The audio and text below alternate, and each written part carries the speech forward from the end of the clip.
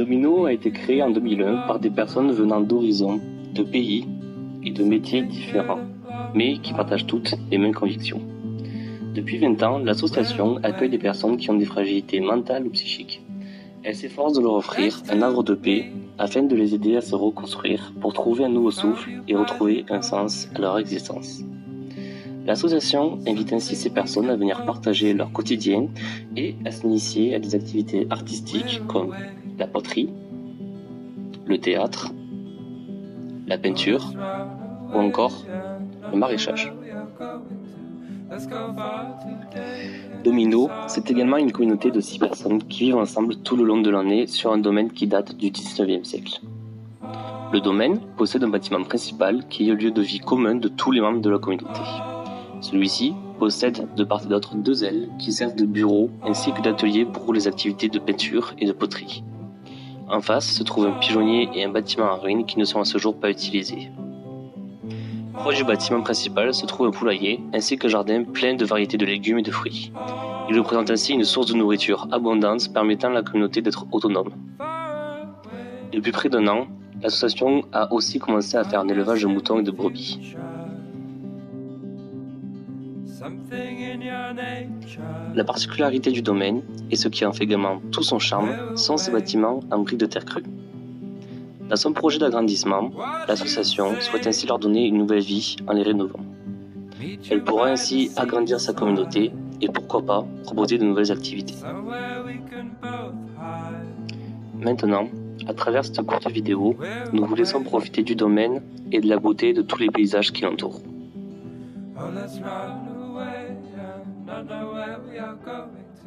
Let's go far today and it's all gonna be wonderful. Oh, let's run away and not know where we are going to. Let's go far today and it's all gonna be fine.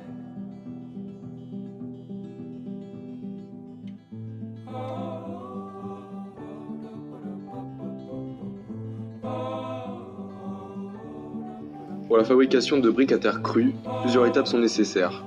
Tout d'abord, il convient de cribler la terre. Ensuite, il peut être nécessaire de malaxer la terre en y incorporant de l'eau. Enfin, il faut presser la terre afin de lui donner l'apparence d'une brique. Une fois toutes ces étapes réalisées, il faut laisser sécher la brique pendant environ 6 semaines. Notre implication dans ce processus de fabrication est intervenue à l'étape du criblage. Ainsi, nous avons conçu et fabriqué un crible. Dans un premier temps, nous avons réalisé un brainstorming afin de déterminer le type de criblage souhaité.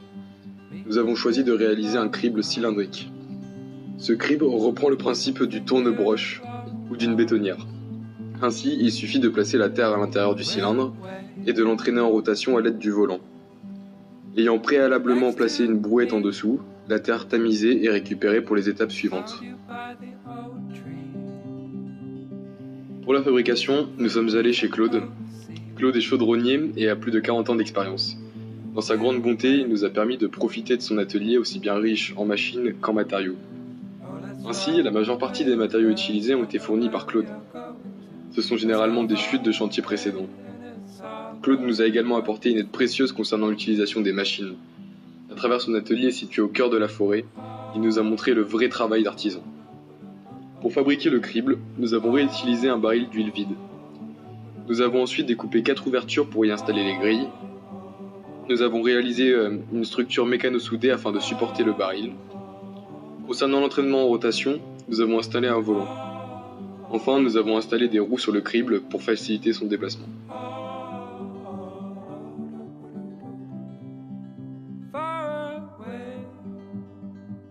Pour ma part, j'étais en groupe avec Nicolas Ledéo pour la réalisation du crible.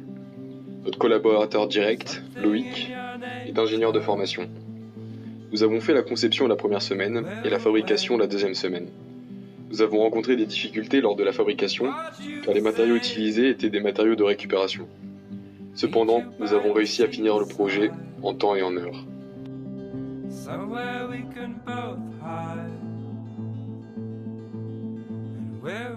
Tout d'abord, ces 2 semaines ont été très enrichissantes. J'ai été particulièrement touché par ce groupe de personnes donnant autant pour leurs prochains. Ensuite, j'ai été marqué par le contact avec les bénéficiaires. Pensant être une personne plutôt tolérante, j'ai eu du mal à m'adapter à leur fragilité. Je n'ai pas su être à l'aise avec eux au début, et puis cela s'est amélioré par la suite. Enfin, cela m'a fait grandir en compétences. J'ai pu me rendre compte sur le terrain des contraintes liées à la fabrication.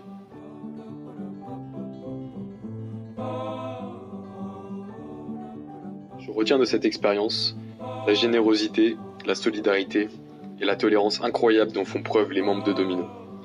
Je retiens également le besoin d'être tolérant avec les personnes différentes, car elles ont autant à nous apporter que nous avons à leur apporter.